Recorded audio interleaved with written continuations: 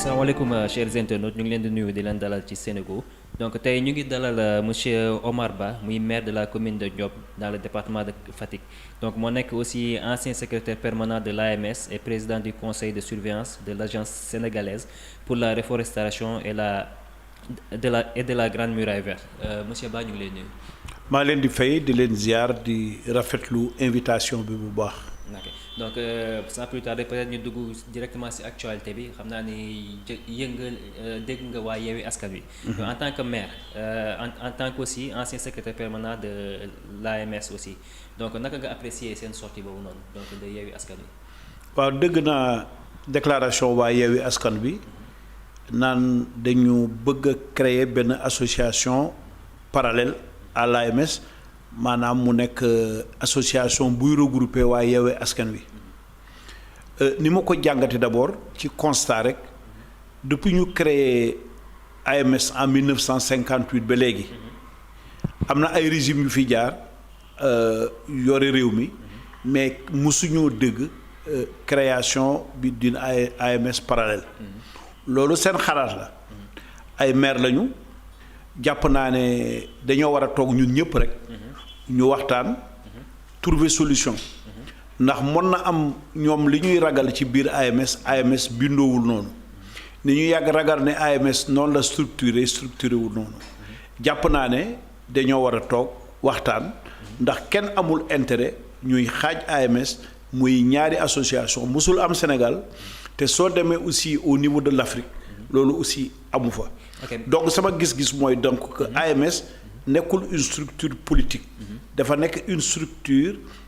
day regrouper maires yi di porter seen intérêt te soo xoolee AMS ni mu bindoo parti pour représentant parti politique yëpp ñu ngi ci biir. ok mais yow wax nga ko tout à l'heure say kàddu donc am na li ñuy ragal mais yow selon vous lan la ñuy ragal au niveau de l'AMS ba bëgg a créer structure parallèle boobu. non peut-être que ñoom ñoo gën a xam lu ñu ragal puisque su nekkee ne dem nañu bay créer association dafa am lu ko waral. li ko waral loolu nag mën naa li ñu foog ne loolu la mën na ñàkk a nekk loolu ndax suñu foogee ne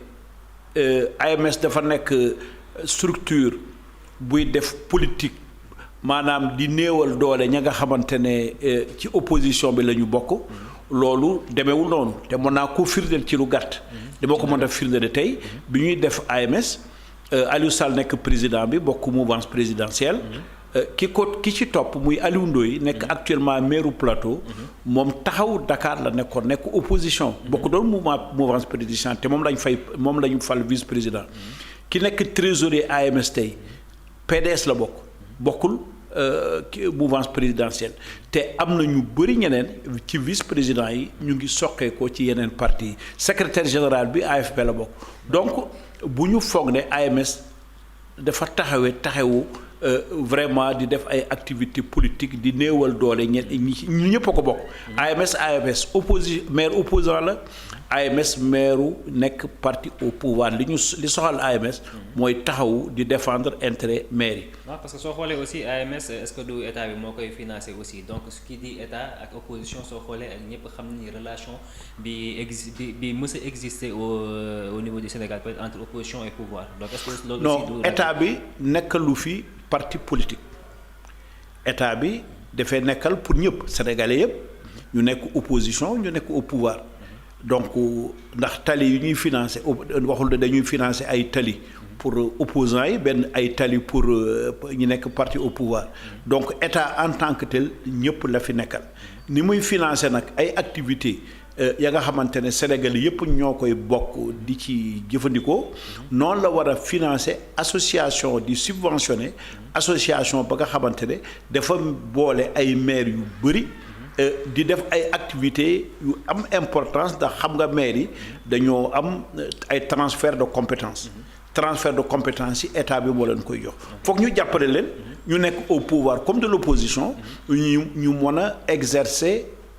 transfert de compétences yooyu AMS di leen ci gunge je pense que loolu la kenn AMS mënul contre naan day contre état mbaa AMS c'est une structure apolitique qui s'occupe de tous les maires. ci loolu aussi gis nañu boobu le président sortant de l'AMS muy Aliou Sall aussi def na sorti donc di dal opposition bi par rapport ak loolu donc yow ban jàngat nga am ci loolu. waaw loolu moom xam nga xalaat rek xam nga opposition bi suñu génnee wax seen xalaat ne lii la ñu war a lii moo gën ci ñoom dina am aussi ay maires ya nga xamante ne ñoom gisewuñu noonu. mënul am une ligne monolithique ba nga xam ne ñëpp li ñuy la même chose la ñuy xalaat mbaa rek ñoom ñoo yore xalaat ñeneen ñi amuñu xalaat c'est normal dans le cadre d'un débat démocratique que chacun s'exprime que chacun ñoom wax nañu lii lañ bëgg ñeneen ñi aussi nekk ay sénégalais mën nañu wax ne loolu ñoom nii lañ ko gisee te li ma gis foofu rek li gën ci ñëpp gën ci Sénégal gën ci maire Sénégal ñu bokk mouvance présidentielle mbaa ñu bokk opposition mooy toog waxtaan teg ci kanam intérêt maire yi teg ci kanam intérêt Sénégal ndax besoin wu maire APR ak besoin maire Yewwi Askan Wi besoin yi benn la ci benn environnement bi la ñu nekk même attribution la ñu am au lieu nag ñu dugal AMS ou association des maires dans des combats politiques yaakaar naa ne loolu mën nañ ko ñàkk a def dañuy néewal doole rek AMS te yaakaar naa ne ñoom dong du ñu mën a def porter revendication ak aspiration maire yëpp ñu boole suñu doole suñu boolee suñu xam-xam ci lay ñuy gën a efficace. ok parce que prochain AG bi c'est bon au niveau de l'association des maires du Sénégal. Pour nommer le nouveau président c'est prévu au mois de mai n'est-ce pas. donc mais est-ce que loolu aussi ak sottiwu Yewwi Askan Wi narul andi ay friction par rapport ak loolu parce que même andi problème au niveau de la nomination du nouveau président. non mënul président bi du nomination élection lay doon. donc déclaration boobu ñu ngi koy loolu gën nañu si wax seen xalaat donc c'est dañ leen di bàyyil aussi liberté ñu exprimer seen point de vue mais yaakaar naa ne la raison finira par prévaloir pourquoi puisque ci Yewwi Askan Wi dama ci ràññee kenn ku mel ni Khalifa Babacar Sall yàgg ci diriger ay collectivités territoriales même au Sénégal mais aussi en Afrique xam na ne amul dëkk ba nga xamante ne association maire bi fa nekk dafa nekk ay tendance association des maires de l'opposition ou association des maires comment dirais-je du pouvoir fii ba France gis nga ne loolu demeewul noonu pays africains yi demeewul noonu Khalifa Sall xam na bu baax collectivité territoriale yaakaar naa ne suñu waxtaanee ak ñoom trouver consensus ak ñoom dinañu mën a trouver consensus trouver en tout cas la nga xamante ne fixer benn programme dégager des instances consensuelles comme ni ko AMS di mës a defare ñëpp bokk liggéey ñëpp bokk AMS soo demee bureau AMS nga fekk fa ay maire yu jóge ci Yewwi Askan Wi fekk fa ay maire yu jóge ci yeneen parti yi fekk fa ay maire yu jóge ci mouvance présidentielle foo naa loolu moo am solo te waxtaan bi yaakaar naa dina commencer léegi dinañu discuter waxtaan trouver ay solutions donc avant ñuy gën a xóotal ci point boobu nga soulever léegi mais yow en tant que comme que AG bi léegi mu ñëw yow est-ce que candidat nga parce que nekkoon nga fi ma fàttali ko secrétaire permanent donc est-ce que waaw maire la nekkoon secrétaire permanent au AMS xam structure bu baax ndax maa nekkoon quand même l'exécutif au niveau de l'association mais porter candidature pour man dafa teel ndax dama bokk ci équipe am ay maire yu ñuy waxtaanal ak maire ñi nga xamante ne donc ñoo yàgg liggéey donc dama jàpp ne porter candidature bi ça soit benn équipe moo ko war a porter dañoo war a toog waxtaan suñu biir discuter xool disponibilité ku ne xool compétence ku ne xool profil ku ne seet ka nga xamante ne yaakaar nañ ne moo gën a profil am moo gën a correspondre ak fonction président AMS ñu proposer ko donc du nekk candidat ba nga xamante ne damay jékki-jékki rek yëkkati sama loxo ne bëgg naa nekk candidat loolu réflexion collective lay nekk mais suñ ma tabbee ne ma par exemple yow la ñu jiital pour nga nekk suñu candidat te maire yi ko wax takku boobu mën na am ma fësal sama candidature su nekkee sama collègue yi loolu lañu bëgg. donc question bi ma la bëggoon poser sànq mooy yow en tant que tey jii soo demoon ba nekk candidat est-ce que pare nga pour tàllal loxo opposition bi surtout waa Yewwi Askan Wi à travers Khalifa Sall. pour jéem a xool ñu ngeen di mën a liggéeyee ensemble. au niveau de l'association. loolu am na lu ma ci tontu nekkuma président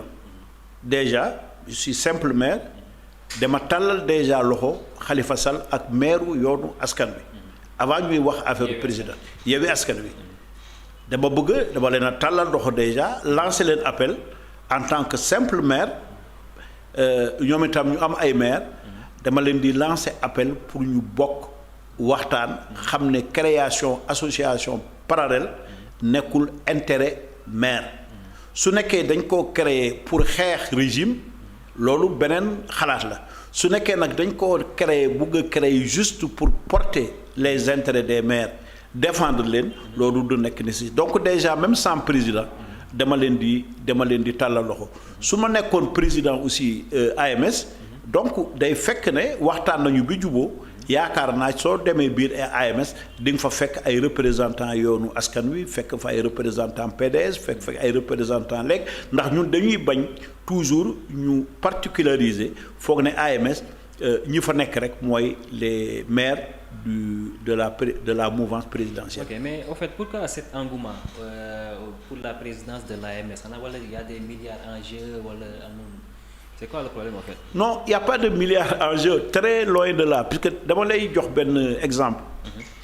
Soo xoolee engouement bi am ci élection locale. Ci commune ex-communauté rurale yi mbaa ci commune d'arrondissement yi. ñëpp xam nañu amuñu ay moyens. ñëpp xam nañ ne salaire u maire bu commune rurale néew na lool. motul sax 500000.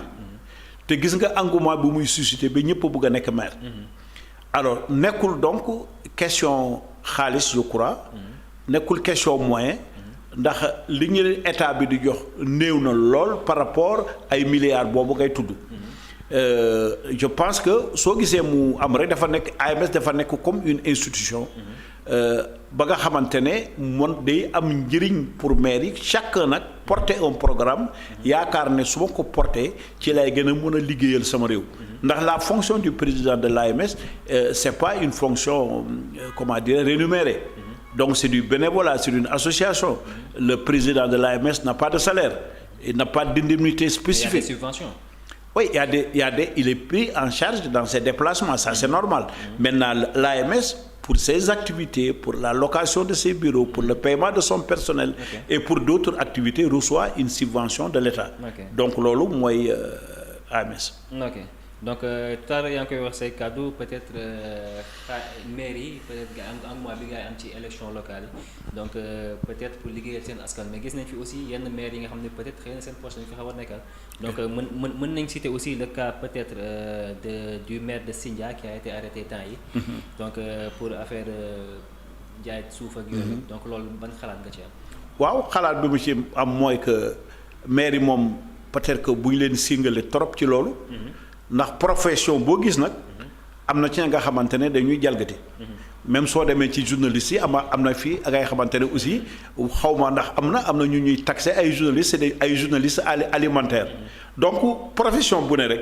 yaakaar naa am na peut-être ña nga xamante ne dañuy jalgati mën na am ci yu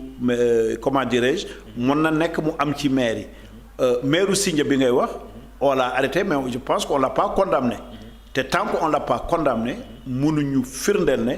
il a commis une faute donc suñ ko jugé nag puisque am na comment dirais-je sur le plan juridique am na quand même présomption d'innocence donc mënuñu jàpp ne effectivement que il est coupable tant qu'il n'a pas été jugé mais li ma ci tontu rek de manière générale su amee maire yuy jalgati mais man xaw ma ndax am na en tout cas même soo amee itam jàpp naa ne yeneen profession aussi am na ñi nga xamante dañuy jàkkale loolu du nekk une situation propre au maire du Sénégal. Ok donc toujours si Yewwi Askan Wi aussi donc ñu ñëwaat aussi par rapport ak forum mondial de l'eau. Donc gis nañu Barthélémy Diaz il a fait une sortie. Donc peut-être en tant que frustré parce que gis nañu il a été relégué au second plan par rapport à ce forum qui est si important peut-être donc pour la ville de Dakar moom en tant que maire en tant que nouveau maire aussi mais en tant que maire de l'opposition donc gis na ni gars yi joxuñu ko cër bi ñu ko waroon jox donc est-ce que loolu aussi c'est pas une façon de le combattre politiquement donc en tant que membre de l'opposition d'accord bon question boobu pour dire la vérité j'ai pas toutes les informations relatives à ce problème te nit ki nag sooy prononcé wu na nga prononcé wu loo xam mais am naa ci benn njàngat forum de l'eau bañ koy préparer ëpp na at donc yàgg na plus d'1 an ñu ngi koy préparer mettre en place un président mettre en place ay commission yi koy organiser temps boobu xamuñu woon peut-être que Barthélémy Dias dina nekk maire donc mënuñu def programme bi structuration bi cérémonie bi yëpp rek viser ko spécifiquement pour Barthélémy Dias en tant que tel monsieur le maire Barthélémy Dias donc yaakaaruma mu mën a tëre mu mën a nekk noonu mais comme maire de Dakar la je pense que am na ay cër yu mu ci war a am su ko ci waree am loolu warul nekk jafe-jafe pour que les organisateurs mën koo intégrer mais comme ni ma la ko waxee rek mënuma cee sori ndax wax dëgg yàlla amaguma toutes les informations relatives à cette situation que vous venez d'évoquer bi koy évoquer léegi. ok donc ñu dugg ci beneen sujet mooy jamono ji bientôt ñu ngi assister élection législative ñu ngi waaj a ñëw. donc gis nañu aussi depuis un moment même le président Macky Sall génn par rapport ak liste parallèle yi. di wax ak membre de la mouvance présidentielle waa Benno Bokk Yaakaar. donc qu'il est hors de question que cette fois-ci mu am ay liste parallèle. muy président Macky Sall muy Mimi ak ñeneen ak ñeneen di ci wax. donc yow lan nga ci xalaat. waaw xam nga comme da nga maa invité woon nag en tant que maire. invité ma nag en tant que vraiment maire léegi nag xam naa ne damay joxe sama point de vue rek en tant yow da nga ma bëgg des questions plus politiques. alors te naru ma woon a fësal peut-être appartenance boobu bu baax. mais je pense que il est tout à fait normal. pour tout parti politique qui participe à l'élection nga def sa analyse u élection locale yi nga génn nga tirer ci ay conséquences recommander ci sa njaboot ñi nga xamante ne yow la ñuy àndal nañu nekk benn loolu je pense que ça na amuñu lenn luñ ci mën a wax appeler ces forces à l'unité amul parti bu bëgg a dem aux élections législatives que ça soit un parti du pouvoir ou bien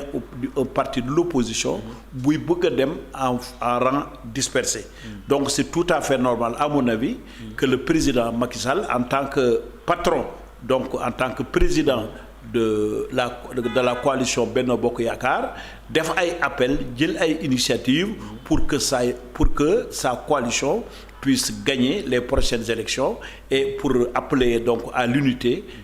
et éviter les listes parallèles pour que ñu mën a am ay résultats yu baax. ok parce que pour éviter un peu aussi la cohabitation au niveau de l'Assemblée nationale parce que avec élection locale yi ñu génn donc ak résultats yi ni mu demee surtout au niveau de Dakar donc est-ce que c'est pas à cause de ça peut-être moo tax ñu bëgg oui je pense que comme Aminata Touré ni mu ko doon waxee rek madame le premier ministre xam nga résultat élection moom ni ñu koy jàngate benn la. nga wax ko ci olof nga wax ko ci pulaar nga wax ko ci nga nekk à gauche du centre ay chiffres la. donc su nekkoon élection présidentielle Macky Sall la coalition présidentielle passe au premier tour ndax nag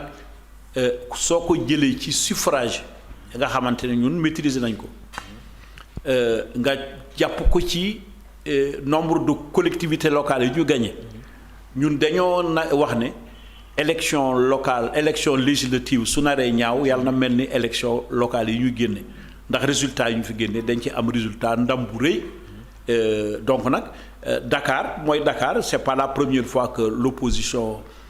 gagne à Dakar depuis le temps du parti socialiste c'est le président Ablaye Wade a souvent gagné Dakar en tant que parti de l'opposition et on n'a pas perdu en tout cas de grandes communes. Je pense que résultat yu baax la coalition Benno Bokk Yaakaar am. ok donc pour terminer donc mooy poste premier ministre.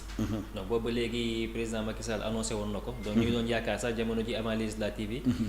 ñu nommé premier ministre. mais gis nañu analyse politique yu bëri ñu ngi naan dafay xaw a ragal nommé premier ministre day xaw a ragal aussi réaménager le gouvernement. par peur de représailles ak élection législative yi ñu jëm. donc yow ban analyse nga si def. waaw analyse bi ma ci am mooy analyse républicaine bi rek. premier président de la République mu décidé rétablir premier ministre mu koy jàppale ci liggéey bi muy def moom moo ko décidé moom la concerné ñu def ko ci constitution bi agenda bi mu koy defee amul contrainte juridique buy wax président ne ci diir bii nga war a fal nga war a tànn premier ministre amul benn contrainte juridique bu koy imposer comme amul contrainte juridique moom mooy def appréciation boppam en fonction de son agenda et en fonction de ses préoccupations et de comme moom mooy diriger dëkk bi je pense que nañ ko bàyyi moom ma nga xamante ne moom la yoon jox sañ-sañ bi mu xool le moment le plus propice pour nommer son premier ministre ndax ku ci wax leneen moom da ngay wax sa xalaat mais kenn xamul li tax président nommé wu ko mais nag am na sañ-sañ yoon bi may na ko mu xool ba jamono bi nga xamante ne mu gën a approprié mu nommé ko je pense que nañ ko baal quand même moom nañ ko autoriser nañ ko permettre reconnaître ko. ok donc ñu fàttali rek nous avons comme invité Omar Ba monsieur le maire Omar Ba maire de la commune de Ndiobé dans le département de Fatick nekkoon aussi secrétaire permanent de l'association des maires du Sénégal donc ñu ngi si njeexantal émission bi monsieur le maire donc ñu bàyyi la nga tàggatoo.